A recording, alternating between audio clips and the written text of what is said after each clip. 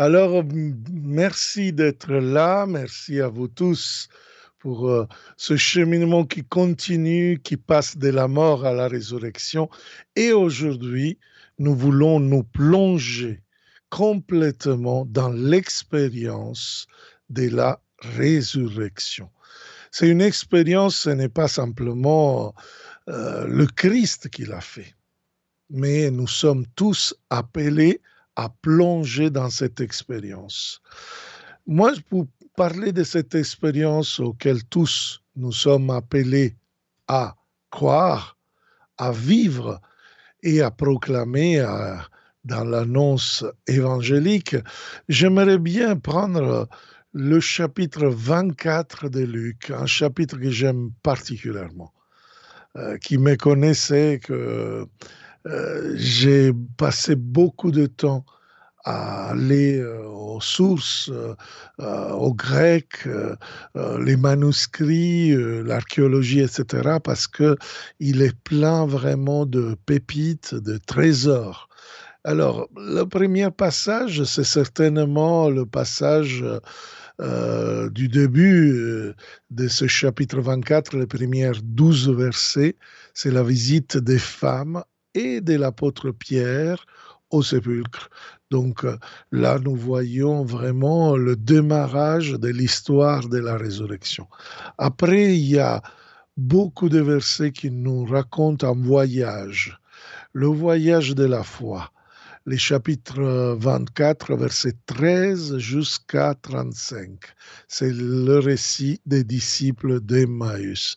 Et après, il y a deux récits où les 12, ou mieux, les 11 qui rencontreront Jésus ressuscité, et enfin l'ascension.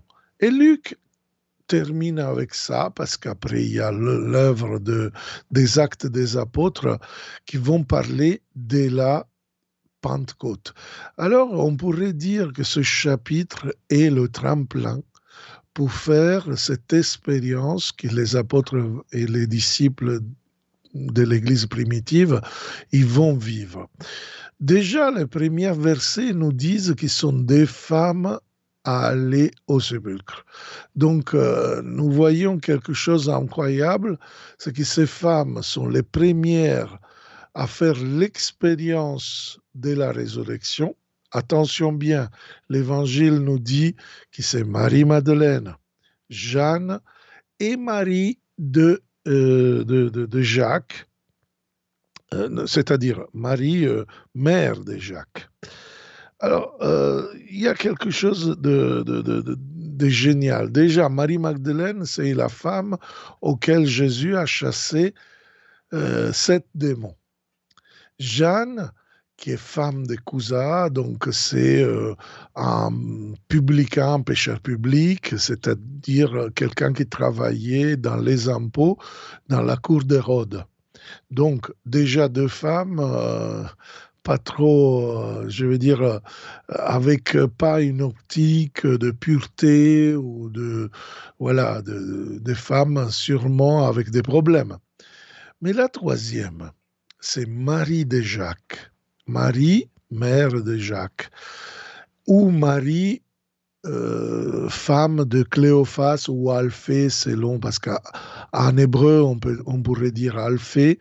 En grec, on dit Cléophas ou Cléopas, selon les prononciations et les langues. En effet, ça dérive du grec Cléopatros, qui signifie fils d'un père glorieux, d'un père illustre. En effet, Marie, mère de Jacques, c'était la sœur de la Vierge Marie. On le sait très bien parce que, en effet, est cité dans les évangiles, Marc 15, Matthieu 27 et notre évangile de Luc, chapitre 24. C'était la mère de Jacques le mineur, c'était la femme de Alphée Cléophas, qu'on va retrouver encore dans le chapitre 24, et la mère de Joseph, Iosès. Alors, En effet, selon les études, on sait bien qu'elle avait quatre fils et plusieurs filles. Donc Jacques le Mineur, qui est l'auteur de la lettre de Saint Jacques, est premier évêque de Jérusalem. Joseph et Josès, Judas Thaddée, donc c'est l'auteur de la lettre de Saint Jude et justement c'est un autre apôtre et finalement Simon l'apôtre. Ce qui est intéressant, c'est qu'en étant la sœur de Marie, plusieurs fois dans l'Évangile, on parle des frères de Jésus ou même des sœurs, en indiquant justement ses cousins, fils et filles de Cléophas et de Marie. Eh bien, ces femmes, dans les premiers versets, vont au sépulcre, ils font l'expérience qu'il n'y a pas de reste dans le sépulcre. Et ils vont annoncer, sont les premières qui annoncent, qui prêchent l'évangile de la résurrection. C'est génial. Ce n'est pas des apôtres, ce n'est pas des hommes qui ont annoncé la parole de Dieu, qui ont annoncé l'évangile de la résurrection, c'est des femmes. Et des femmes, les premières deux, bon, c'était mal vu de la mentalité du temps, mais la troisième, même de la même famille de Jésus. Eh bien, l'évangile de Luc nous dit qu'à un certain moment, les apôtres, ils pensent qu'ils sont délirants. Hein, c'est vraiment le mot que nous donne l'Évangile. Hein. C'est incroyable pour nous aujourd'hui, mais en effet, le problème, c'est que à ce temps-là, les femmes sont dévaluées, sont des personnages un peu qui ne peuvent pas témoigner dans un tribunal. Imaginez-vous raconter que qui était mort est ressuscité. Très bien. Encore, il nous dit quelque chose, cet évangile de Luc, que, en effet, à un certain moment, il y a deux disciples. Au début, il ne dit pas qui sont. Après, il nous dit un des noms. Et vous allez trouver un nom que j'ai déjà annoncé, c'est Cléophas. Et l'autre, il ne nous dit pas quoi. Mais le verset 13 nous dit, le même jour, donc on est dans le jour premier, donc imaginez-vous les 7 jours de la création, le premier jour, ce n'est pas simplement le lundi, c'est le dimanche, donc parce que le dernier jour c'est Shabbat, donc, le Shabbat, le samedi en effet correspondant, je n'aime pas la version de la Bible qui parle de sabbat, parce que sabbat c'est le nom des sorcières, la fête où Jésus n'est pas là, donc Dieu n'est pas là et donc on peut faire n'importe quoi. Donc j'aime plutôt la version hébraïque qui parle de Shabbat dans l'hébreu. Et le premier jour de la semaine, c'est le jour de la nouvelle création. Eh bien, ces deux disciples, ce même jour, faisaient route vers un village, donc village à notation négative de Luc. Normalement, dans les villages, Jésus a chassé les démons, parce que dans les villages, c'est le lieu de la tradition, c'est qui résiste à la nouveauté de Jésus.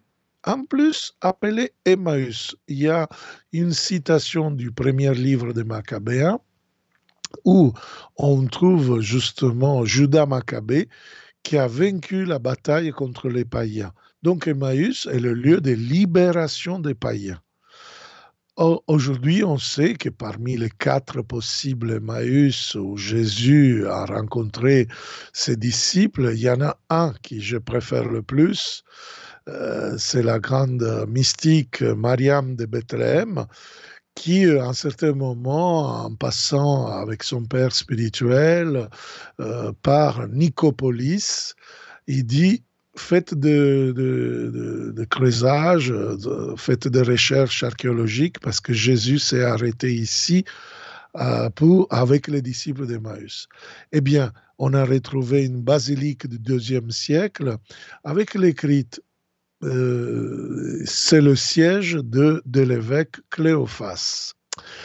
Eh bien, il y a beaucoup d'autres éléments qui confirment, mais je n'ai pas le temps de les développer. La chose intéressante, c'est qu'Emmaüs, donc, c'est le lieu où ces apôtres se dirigent. C'est donc des disciples qui discutent, ils parlent entre eux, ils s'entretenaient et s'interrogèrent entre eux. Littéralement, ils sont en train d'enquêter. Et pendant que justement ils s'entretenaient, Jésus lui-même s'approcha. Et eux, ils ne l'ont pas reconnu. Mais leurs yeux étaient empêchés de le reconnaître, nous dit le verset 16. C'est incroyable. Les deux rencontrent Jésus. Encore pire, Cléophas, c'est de la famille de Jésus. Il doit connaître bien Jésus. Eh bien, Jésus ressuscité, bon, lui ne le reconnaît pas. Est-ce que c'est vraiment un problème de forme ou c'est que l'Évangile nous dit quelque chose? À mon avis, il y a la deuxième. C'est-à-dire que qui regarde avec nostalgie dans le passé et il dit que ce que j'ai vécu, c'est très bien. Ce que, voilà, la tradition m'a livré, c'est très bien. Et rien peut me faire entrer dans une nouveauté. Je peux rien apprendre de nouveau.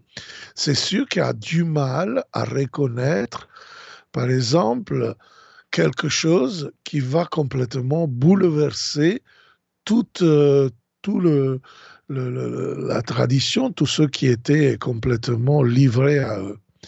Et donc, il y a comme une espèce de alerte de Luc qui nous dit, ces gens-là encore sont centrés vers le passé. Une autre chose incroyable, c'est que quand Jésus va poser la question, de quoi discutez-vous en marchant? Ils sont en train de marcher et il nous dit le verset 17, alors ils s'arrêtèrent tout tristes. Là, il y a quelque chose d'intéressant, c'est-à-dire arrêter, c'est une immobilisation au départ de Jérusalem. Ils sont tristes à Jérusalem. Ils sont tristes parce que si vraiment nous croyons, alors Marie de Jacques était au pied de la croix, donc peut-être il y avait aussi Cléophas. Bien sûr, ils ont vu disparaître leur idéal, ce Messie qui doit les libérer complètement. Ils sont tristes, ils se plaignent. C'est le pape François qui, dans le 2013, une des premières homélies de son pontificat, il disait « sont tristes parce qu'ils ont beaucoup de lamentations qui sortent, beaucoup de plaintes, beaucoup de critiques. En effet, ils sont dans une rigidité terrible. Ils sont plongés en effet vers un passé glorieux. Cléophas, je vous y disais, le nom est Cléopatros, fils d'un père glorieux. Ils sont justement tournés vers le passé. Mais ce n'est pas à Jésus de changer visage. Jésus n'a pas changé visage. Mais c'est nous qui sommes appelés à changer de regard pour contempler la nouveauté que Jésus veut manifester dans notre expérience. La déception de ces disciples d'Emmaüs, en effet, il doit se retirer du passé pour se tourner vers le présent et s'ouvrir à un avenir que va commencer aujourd'hui. Donc, dans le dialogue, on voit en effet que Jésus va expliquer les Écritures à partir des prophètes pour dire justement ce que, en effet, ils ont vécu. Ils ont vécu, c'est-à-dire la mort de Jésus de Nazareth. C'est un autre élément qui nous fait dire que pour eux, ce n'est pas le Christ. Donc, ils ont vu mourir un homme, Jésus de Nazareth. Donc, ils connaissent bien cet homme parce que c'est dans leur famille. C'est pour cela que moi je crois qu'à côté de Cléophas, il n'y avait pas simplement un disciple, un homme, mais plutôt une femme. Déjà, première chose, entre les deux, ils parlent.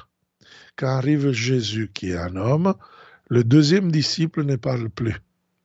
En plus, nous voyons que, voilà, qu'à un certain moment, Cléophas va dire, voilà, nous espérions que c'était lui qui allait délivrer Israël. Mais voici déjà le troisième jour qui passe depuis qu'il s'est arrivé.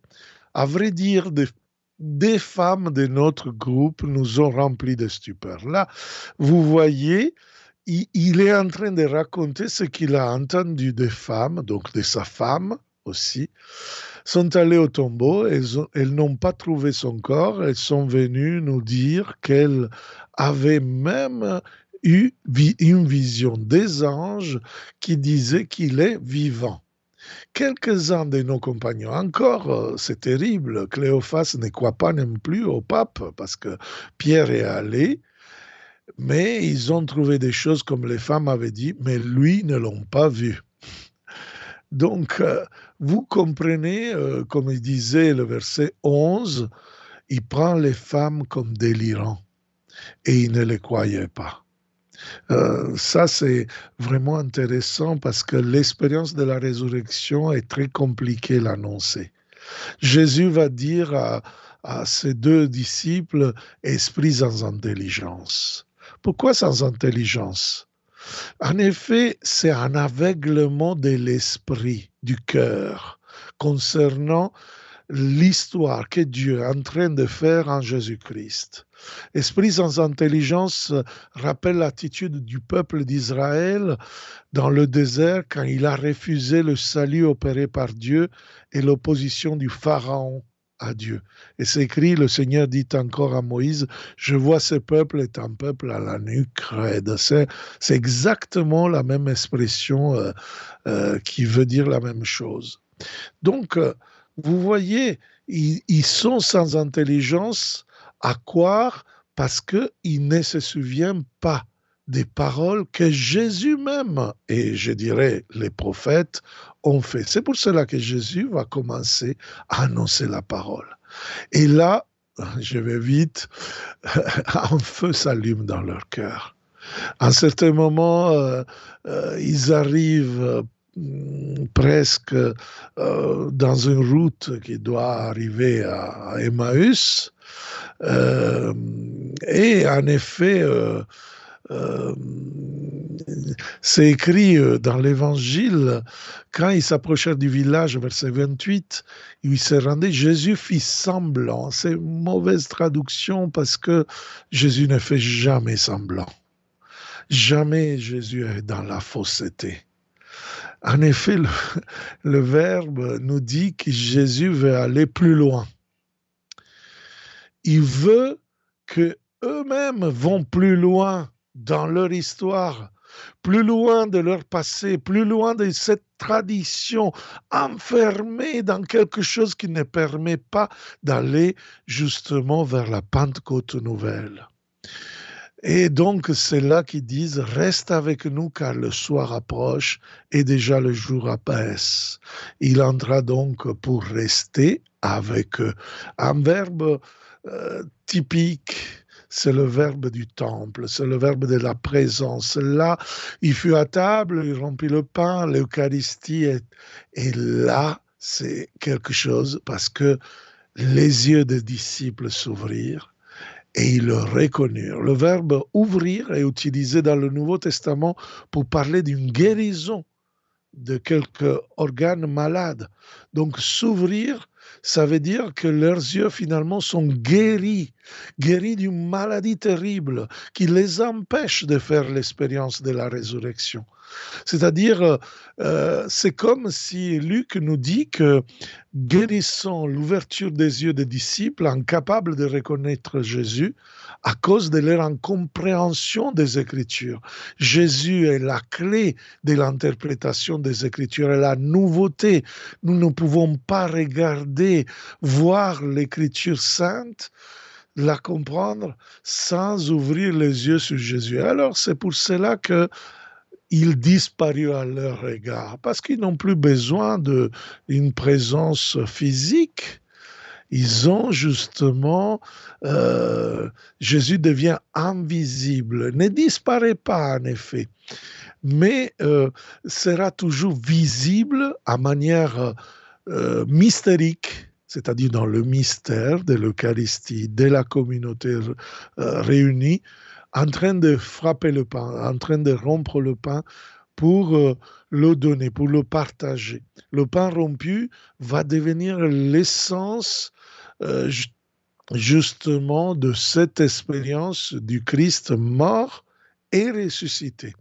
Et donc, les disciples n'ont pas besoin de le posséder, n'ont pas besoin qu'il soit physiquement présent, parce que cette présence est là et donne vie, vitalité. Alors ils se disent, verset 32, notre cœur n'était-il pas brûlant à nous, tandis qu'il nous parlait sur la route, nous ouvrait les Écritures. Donc ils étaient sans intelligence, dans une déception, dans une tristesse. Et maintenant, ils transforment leur expérience. Ils disent, mais notre cœur était brûlant. On avait le feu pendant que nous ouvrait, littéralement ouvrait les Écritures. Cette expérience est née autour de la table. C'est né justement dès que, de la parole, Jésus les a amenés à l'Eucharistie. Justement, et c'est là qu'ils vont retourner à Jérusalem. Ils vont faire les premiers apôtres qui vont provoquer d'abord la rencontre avec Jésus ressuscité et après l'ascension et surtout le feu, les flammes de Pentecôte. Frères et sœurs, vraiment, cette expérience de la résurrection, c'est quelque chose d'important. Le Seigneur est réellement ressuscité. Il nous dit le verset 34, il est apparu à Simon-Pierre. Ils avaient le doute avant, mais la parole de Jésus, l'expérience de Jésus ressuscité a brûlé leur cœur jusqu'à provoquer une première Pentecôte. Je pourrais dire une avant-Pentecôte, c'est-à-dire c'est eux qui vont provoquer la Pentecôte nouvelle, c'est eux qui vont répondre les premiers à cette annonce. Donc les femmes, les toutes premières, mais leur mission était complètement détruite. Après Cléophas, et moi je crois à côté de lui, il y a sa femme, et donc, c'est une famille qui est réunie et Jésus se révèle comme ressuscité la première fois dans une famille et il représente la communauté qui offre la paternité et la maternité, qui offre justement ces deux figures qui vont enfanter la mission de l'Église. Voilà l'expérience de la résurrection. Je viens de recevoir un message d'un très cher ami qui me suit sur, je crois, Facebook ou Twitter, je ne sais pas. Donc, le message, il m'a dit que, en effet, il disait justement que voilà, lui aussi a vécu une très forte expérience dans une prédication, dans une retraite. Et il fait une question. Au verset 35, il y a à leur tour, ils racontaient ce qui était passé sur la route. La question qui me pose cet ami, donc Philippe, c'est, je ne comprends pas, mais bon, je la transforme. Est-ce que nous sommes appelés aussi à cela? Bien sûr, c'est vraiment l'expérience de la résurrection est là pour nous donner une transformation de notre expérience. C'est une expérience de la déception au feu, de la souffrance, de la contingence, de la relativité de notre vie qui parfois, il, il est un peu dans un élan un peu difficile pour arriver à vivre de la parole de Dieu. Et c'est incroyable parce que le verset que tu cites, au verset 35 de Luc 24, il parle de la route. Et ça me fait penser justement à la parabole du semeur que sème justement la parole. Et il y a de la sémence qui est enlevée par le diable. Or, c'est justement l'expérience du mal, l'expérience justement de notre vie de tous les jours qui parfois nous fait rester un peu comme ça dans la tristesse. Et l'expérience de la résurrection, l'expérience de reconnaître Jésus dans la parole et tout en arrivant à la fraction du pain, comme il dit justement, le verset 35. Si je me rappelle bien, il dit, attendez, je le prends, à leur tour, ils racontaient ce qui s'était passé sur la route et comment le Seigneur s'était fait reconnaître par eux à la fraction du pain. Donc vous voyez, c'est vraiment important. Ils ont reconnu dans la fraction du pain, qui c'est un des noms de la messe, qui les premiers chrétiens ont donné à la messe. Donc, c'est-à-dire, cette parole s'est fait chair. Et il nous permet justement en rompant le pain, justement de nous faire rentrer dans dans le véritable appel, l'appel d'annoncer aux autres ce que le Seigneur a sémé, ce que vraiment la parole a produit dans notre vie, parce que la parole s'est fait chair. Merci Philippe pour cette question. J'espère que je n'ai pas tourné trop mal ta question parce que comme est écrit, je n'ai pas compris. Mais je vous donne rendez-vous à vendredi prochain pour encore une étape de devenir chrétien. Ciao et Christ est ressuscité.